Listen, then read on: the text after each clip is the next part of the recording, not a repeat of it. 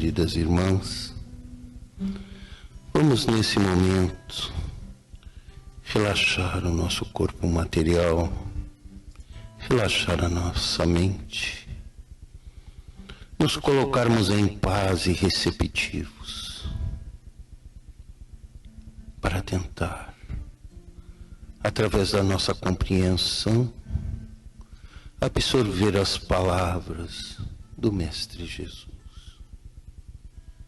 que nos disse: bem-aventurados aqueles que sofrem, elevando os nossos pensamentos a Deus e a Jesus.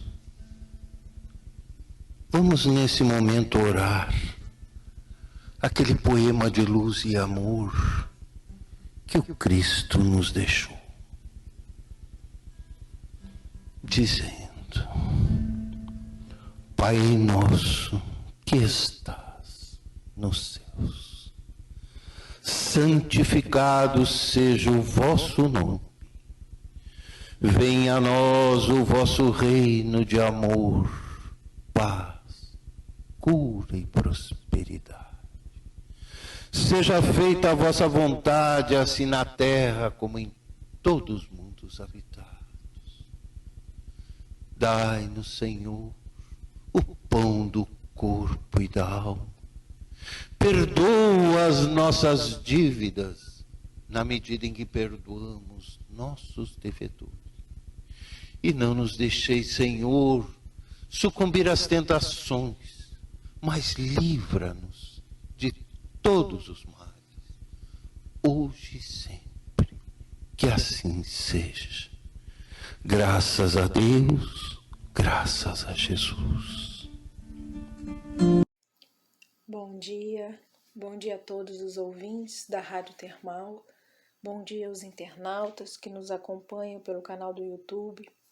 Meu nome é Marcela, trabalhadora do Centro Espírita Francisco de Assis, e a proposta da reflexão de hoje é entendermos à luz do Espiritismo por que sofremos. Quantas vezes nos fazemos essa pergunta? Às vezes até por desconhecimento, no desespero, culpamos Deus, não é mesmo? Porque simplesmente não entendemos nossos sofrimentos e muitas vezes não achamos justo. Por isso eu gostaria de falar com vocês, convidar vocês a mergulharem comigo no estudo da doutrina espírita. Eu sou uma apaixonada pela doutrina espírita, por estudar a doutrina espírita, porque ela é consoladora. E não porque ela vai nos tirar o sofrimento, mas porque vamos entender o sofrimento.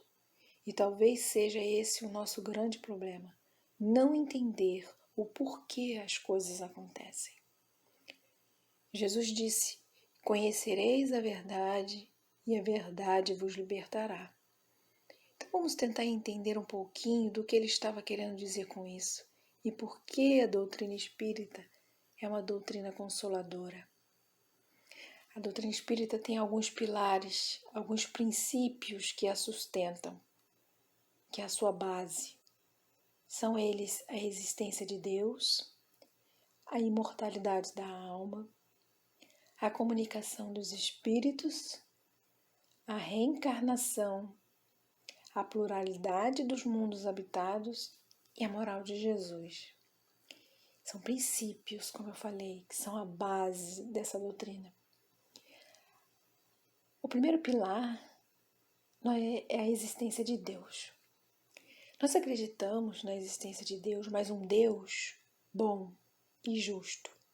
Não um Deus vingativo e que castiga. Um Deus criador de todas as coisas, a inteligência suprema.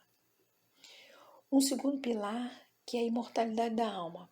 Uma das grandes lições de Jesus, quando aparece para os apóstolos, 3 dias depois da sua morte na cruz. Qual foi o ensinamento? Somos espíritos imortais, ou seja, não morremos. Nosso corpo morre, como tudo que é matéria e perece. Assim é o nosso corpo, mas não o nosso espírito. Um terceiro pilar, sendo espíritos imortais, quando desencarnamos, retornamos ao que chamamos mundo espiritual, nossa verdadeira casa. E isso não nos modifica. Permanecemos iguaizinhos quando estávamos na Terra, ou seja, com as mesmas virtudes e defeitos, o mesmo caráter. Levamos conosco nossos princípios e valores, sejam bons ou não. E apesar de não estarmos mais na Terra, isso não nos impede de nos comunicarmos. E é através da mediunidade, daqueles que veem, ouvem ou sentem, que podemos nos interagir. Logo, não existem alma penada ou assombração. Um quarto pilar, que é a reencarnação, ou pluralidade das existências. Uma vez espíritos imortais, vamos e voltamos da Terra inúmeras vezes, até alcançarmos um determinado objetivo. Qual? Evoluir. Porque Deus, ele tem uma lei chamada Lei de Progresso, que diz que devemos evoluir. E a Terra é a nossa escola. Para passarmos de ano, precisamos passar por ela, passar por provas e dizer para Deus, essa lição eu aprendi. Qual é a próxima? Um quinto pilar. A Terra não é o único mundo habitado. Jesus disse, na casa de meu Pai há muitas moradas. A Terra é só mais um, dentre inúmeras outras, que é o princípio da pluralidade dos mundos habitados. E o sexto pilar é a moral de Jesus, sem a qual seria apenas mais uma doutrina filosófica. A moral de Jesus é o aspecto religioso da doutrina espírita.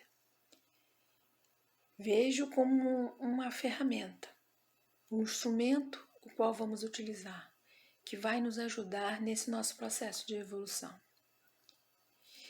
Mas como essa doutrina, com base em todos esses princípios, pode me explicar por que eu sofro, a ponto de ser um consolo para mim?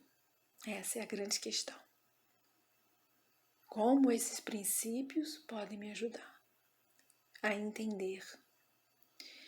E aí a importância do estudo da doutrina espírita, e eu reitero, o estudo das obras do Livro dos Espíritos, do Livro dos Médiuns, do Evangelho segundo o Espiritismo, do Céu e Inferno, da Gênesis, porque são obras que vão esclarecer essas e muitas outras dúvidas que nós temos.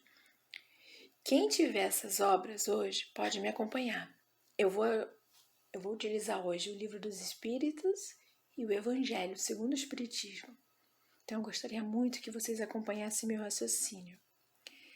Lá na questão 614 do Livro dos Espíritos, Allan Kardec faz a seguinte pergunta: o que se deve entender por lei natural? E os espíritos respondem: a lei natural é a lei de Deus. É a única necessária à felicidade do homem. Ela lhe indica o que ele deve fazer ou não fazer. E ele só se torna infeliz porque dela se afasta. Então vejam, meus irmãos, a simplicidade da resposta. E a gente costuma complicar as coisas. A lei de Deus, a qual estamos todos submetidos, diz aquilo que devemos fazer e aquilo que não devemos fazer. E nós só sofremos porque nos afastamos dela, ou seja, não obedecemos essa lei. Na questão 621, Kardec vai perguntar: onde está escrito a lei de Deus? E os espíritos respondem: na consciência. Ou seja, essa lei está dentro de cada um de nós. Mas qual é essa lei? Pensem, qual é essa lei que está na nossa consciência? Que diz o que eu devo e não devo fazer, que faz com que eu sofra quando me afasto dela, porque ela é a única necessária para a minha felicidade. Qual é essa lei? Lá em Mateus, no capítulo 22, versículo 34 a 40, os fariseus perguntam para Jesus: Mestre, qual é o maior mandamento da lei? E Jesus responde: Amarás ao Senhor teu Deus de todo o teu coração e de toda a tua alma e de todo o teu entendimento. Este é o maior e o primeiro mandamento. E o segundo, semelhante a este, é: amarás ao teu próximo como a ti mesmo. Estes dois mandamentos contêm toda a lei e os profetas. E aí eu volto com vocês para o Livro dos Espíritos. Guardem essa passagem de Mateus. O Livro dos Espíritos, na questão 625, Kardec vai perguntar: qual o tipo mais importante que Deus ofereceu ao homem para lhe servir de guia e de modelo? E os Espíritos respondem: Jesus. Vamos acompanhando. O Espírito Lázaro, lá no livro O Evangelho segundo o Espiritismo, no capítulo 11, item 8, diz assim: o amor resume toda a doutrina de Jesus. O Espírito de Fenelon, lá no item 9 desse mesmo capítulo, diz: o amor é de essência divina. Então, pegando esses 4 trechos de Mateus, a questão 625 do Livro dos Espíritos, Lázaro e Fenelon, a gente pode concluir que a lei de Deus, que está na nossa consciência, que diz o que devemos ou não devemos fazer, que sofremos quando dela nos afastamos, que é a única necessária para a nossa felicidade, é o quê? É a lei de amor. E quem nos diz isso? Jesus. Ainda no Evangelho segundo o Espiritismo, Fenelon nos diz assim: um dia, Deus, em sua inesgotável caridade, permitiu ao homem ver a verdade através das trevas. Esse dia foi o do advento do Cristo. Ou seja, meus irmãos, foi a vinda de Jesus aqui na Terra. Jesus veio nos lembrar, nos ensinar e exemplificar a lei de amor. Tanto que ele é nosso modelo e guia. Tanto que ele disse: eu sou o caminho, a verdade e a vida. Ninguém vem ao Pai senão por mim. E por que ele disse isso? Porque a consequência da lei do amor é o aperfeiçoamento moral da raça humana e a felicidade durante a vida aqui na Terra. Lembra quando eu falei dos pilares da doutrina espírita, dos princípios? Um deles, que é a pluralidade dos mundos habitados, as várias moradas na casa do Pai. Então, esses mundos, eles possuem condições muito diferentes uns dos outros, quanto ao grau de adiantamento ou o grau de inferioridade dos seus habitantes. Nós temos os mundos primitivos, que são destinados às primeiras encarnações. Nós temos os mundos de expiação e prova, onde o mal domina. O planeta Terra ele se enquadra nessa categoria de mundo. Nós temos os mundos de regeneração, que servem de transição entre os mundos de expiação e os felizes. Esses mundos eles são mais felizes se comparados à Terra, mas ainda existe o mal, só que o mal já perdeu a força. Tem os mundos ditosos ou felizes, onde o bem se sobrepõe ao mal. E, por último, os mundos celestes ou divinos, que é a habitação dos espíritos puros, onde reina exclusivamente o bem. Então vejam, sendo a Terra um mundo de expiação e provas, explica-se por que estamos expostos a tantas misérias e sofrimentos. É um mundo onde se sobrepõe o mal ainda domina. Então, daí a gente pode entender por que tantas misérias, tantos sofrimentos. Agora vejam que Santo Agostinho vai nos falar lá no capítulo 3 do Evangelho segundo o Espiritismo, lá no item 13. Que vos direi que já não conheçais dos mundos de expiação, pois que basta considerar a terra que habitas.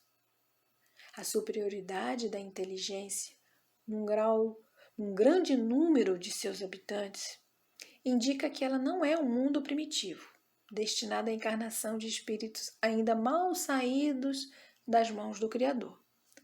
Suas qualidades inatas são a prova de que já viveram e realizaram um certo progresso, mas também os numerosos vícios a que se inclinam são indício de uma grande imperfeição moral.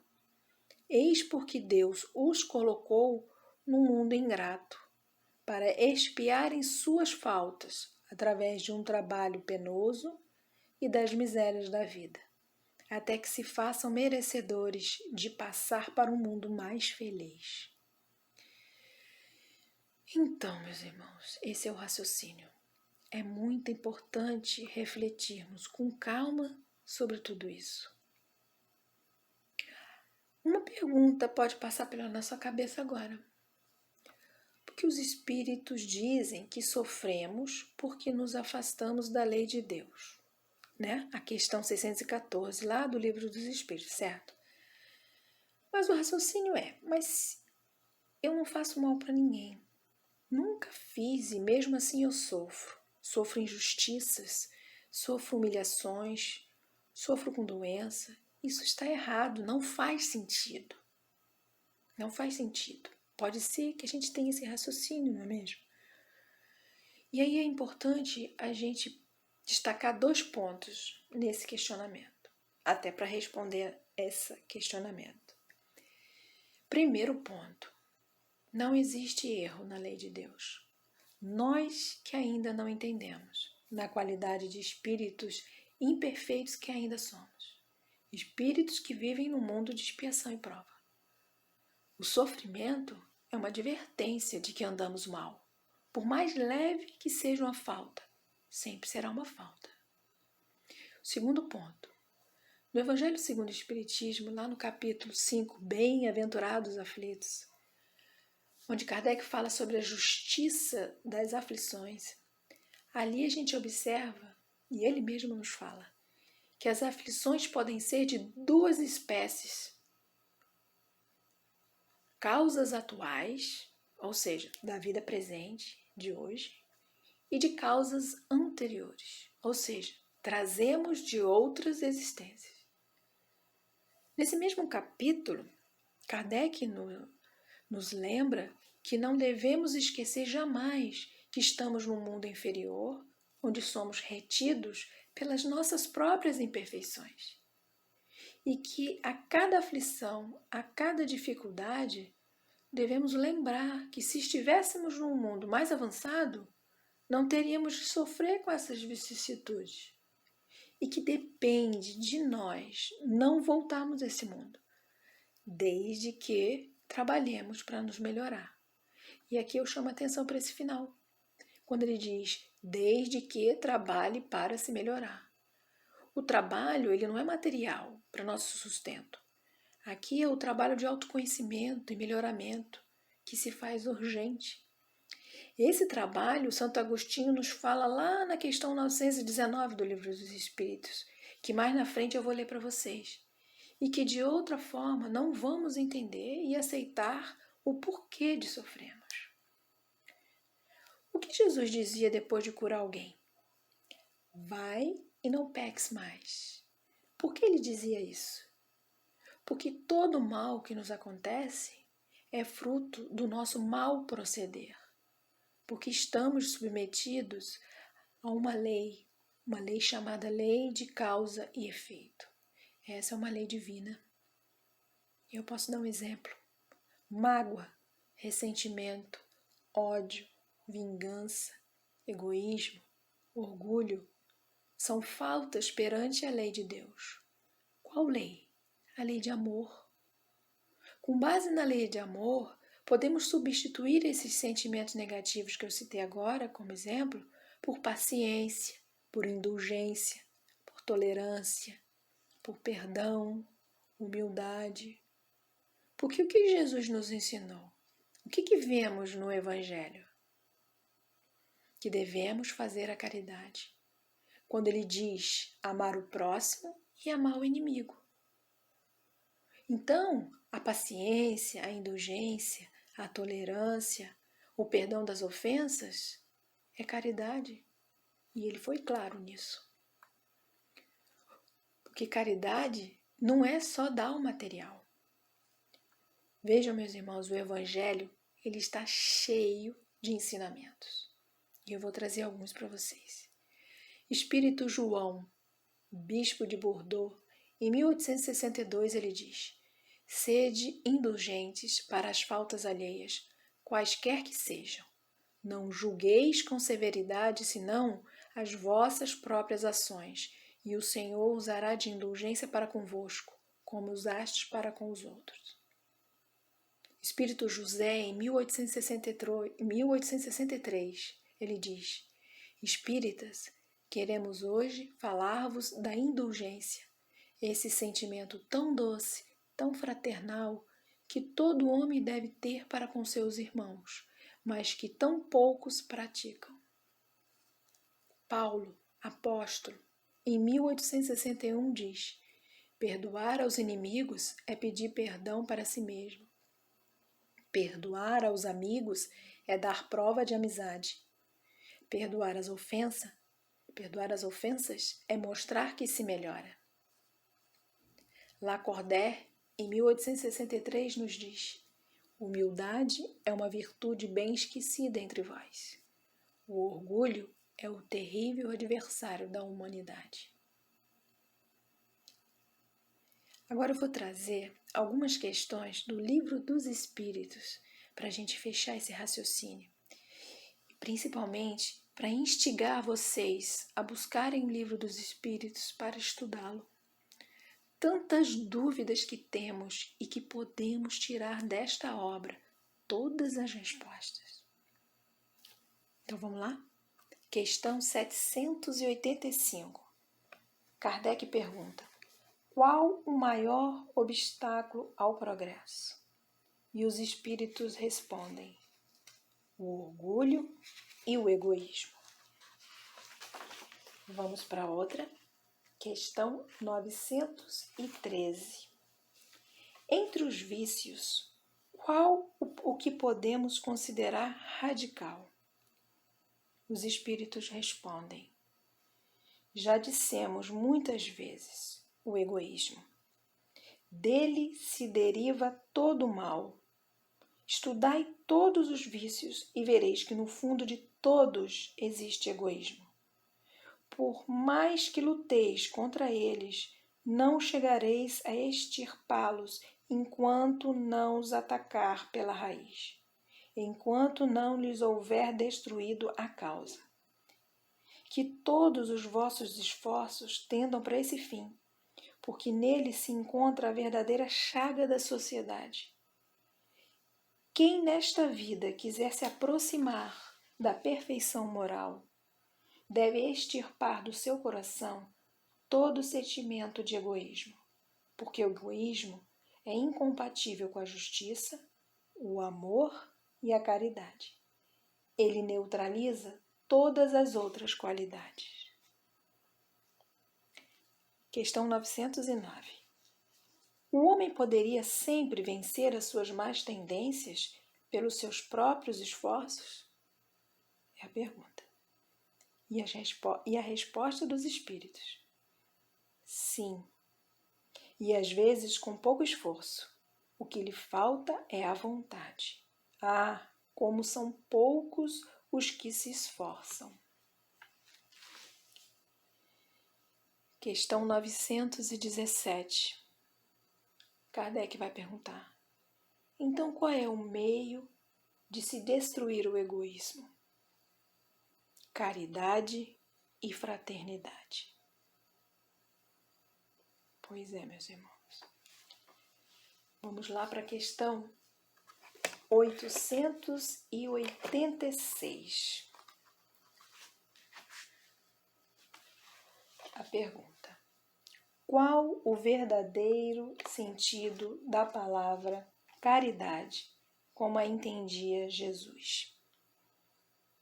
E os espíritos respondem: benevolência para com todos, indulgência para as imperfeições alheias, perdão das ofensas. Vejam como é importante a gente refletir. E Kardec, ele vai fazer um comentário muito importante sobre essa questão da caridade. O amor e a caridade são um complemento da lei de justiça, porque amar o próximo é fazer-lhe todo o bem possível que desejaríamos que nos fosse feito. Tal é o sentido das palavras de Jesus: amai-vos uns aos outros como irmãos. A caridade, segundo Jesus, ela não se restringe à esmola, mas ela abrange todas as relações com os nossos semelhantes, quer se trate de nossos inferiores, iguais ou superiores. Ela nos manda ser indulgentes, porque temos necessidade de indulgência, e nos proíbe humilhar o infortúnio, ao contrário do que comumente se pratica. Se um rico nos procura, atendemo-lo com excesso de consideração e atenção. Mas se é um pobre, parece que não nos devemos incomodar com ele. Quanto mais, entretanto, sua posição é lastimável, mais devemos temer aumentar-lhe a desgraça pela humilhação. Mais devemos ter essa atenção. O homem verdadeiramente bom, ele procura elevar o inferior aos seus próprios olhos, diminuindo a distância entre ambos. Lembram que eu falei que aí eu ia ler uma questão para vocês? É a questão 919. Kardec pergunta aos espíritos. Lembra quando eu falei que Kardec tinha dito lá no Evangelho segundo o Espiritismo, né, que depende de nós não voltarmos a esse mundo inferior, desde que trabalhemos para nos melhorar? Então é essa a pergunta. Ele vai perguntar para os espíritos: qual o meio prático mais eficaz para se melhorar nessa vida e resistir ao arrastamento do mal? E essa pergunta, quem responde é o espírito de Santo Agostinho. Ele diz: um sábio da antiguidade vos disse: conhece-te a ti mesmo. E ele diz, Santo Agostinho diz, como ele fazia. Fazei o que eu fazia quando vivi na terra, diz ele. No fim de cada dia, interrogava a minha consciência. Passava em revista o que havia feito e me perguntava a mim mesmo se não tinha faltado ao cumprimento de algum dever, se ninguém teria tido motivo para se queixar de mim. Foi assim que cheguei a me conhecer e a ver o que em mim necessitava de reforma. E por último, a última questão que eu trago para vocês. 920. Kardec vai perguntar: o homem pode gozar na terra uma felicidade completa? Os espíritos vão dizer: não, pois a vida lhe foi dada como prova ou expiação, mas dele depende abrandar os seus males e ser tão feliz quanto se possa ser na terra. Viram quantas questões são apresentadas no Livro dos Espíritos que são respostas para nossas dúvidas? Por isso a doutrina espírita é consoladora, porque ela nos liberta e o seu conhecimento nos fortalece. Jesus disse assim: no mundo tereis aflições, contudo tenham ânimo, eu venci o mundo. Jesus venceu a traição, a tortura, a violência. Porque vencer o mundo não é vencer neste mundo, é vencermos este mundo, onde impera o egoísmo, o orgulho. É isso que devemos vencer. Essa é a verdadeira aflição. Então, concluindo a nossa reflexão, a resposta da pergunta do porquê sofremos. Por que sofremos? É o nosso afastamento da lei de Deus. O nosso sofrimento é o nosso afastamento da lei de Deus. Sendo a lei divina, a lei de amor, quando não respeitamos essa lei, sofremos. E de alguma forma isso está acontecendo, seja nesta ou de outras vidas. E para que o sofrimento não faça mais parte da nossa vida, precisamos estar em conformidade com essa lei, com a lei de amor. E o modelo e guia nós temos: Jesus. Eu deixo aqui a minha gratidão. A gratidão é essa espiritualidade que me ajuda nos estudos e nas reflexões. E uma eterna gratidão a vocês pela paciência de me ouvir. Desejo um bom final de semana a todos.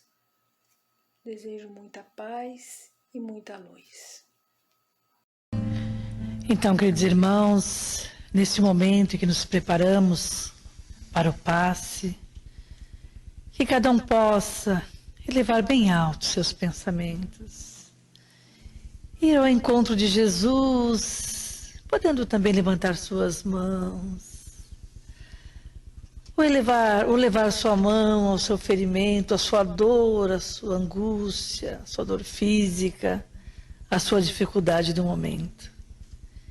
Entregando ao nosso irmão amado que disse-nos: ninguém irá ao Pai senão por mim, as nossas dificuldades.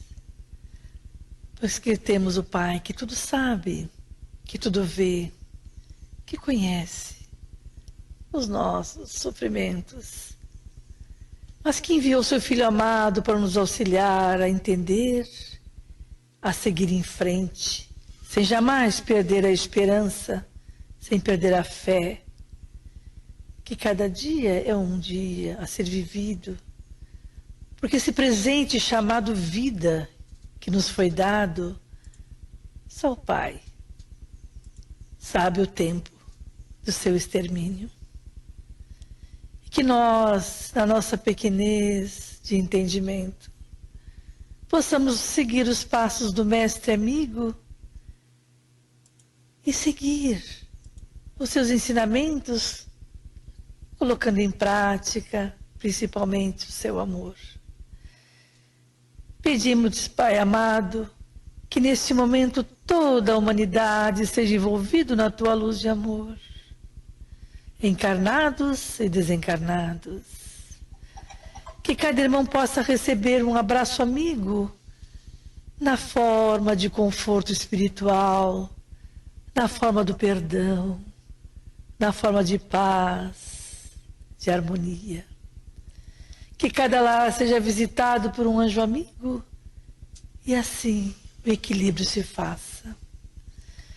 Vamos colocar a luz de Jesus como uma alegria imensa a invadir os nossos seres neste momento. Quando dizemos o poema de amor que esse mestre amigo nos ensinou, para que quando quiséssemos falar com o Pai, elevássemos bem alto o nosso pensamento, dizendo: Pai nosso, Pai de todos nós, que estás nos céus, na terra, em todos os mundos habitados, santificado seja, Pai, o teu nome. Que venha a nós, Pai, o teu reino, mas o teu reino de amor, Pai, de justiça, de caridade. Que seja feita sempre a tua vontade, Pai amado, acima da nossa aqui na terra. O pão de cada dia dá-nos hoje e sempre. Perdoa, Pai, as nossas dívidas, assim como soubermos perdoar aos devedores. E não nos deixes, Pai, cairmos em novas tentações terrenas. Livra-nos de todo mal, agora e sempre. Que cada um possa estar recebendo esse abraço amigo. Que cada irmão que abreviou sua vida, ou que tem intenção de fazê-la, possa ser colocado no colo de Maria, Mãe de todos nós, que com o seu amor incondicional afaga a cada um, fortalece a cada um, ama consola e perdoa, compreende e ampara, hoje e sempre. Muita paz, meus irmãos, muita luz. Fiquem com Jesus. E que assim seja.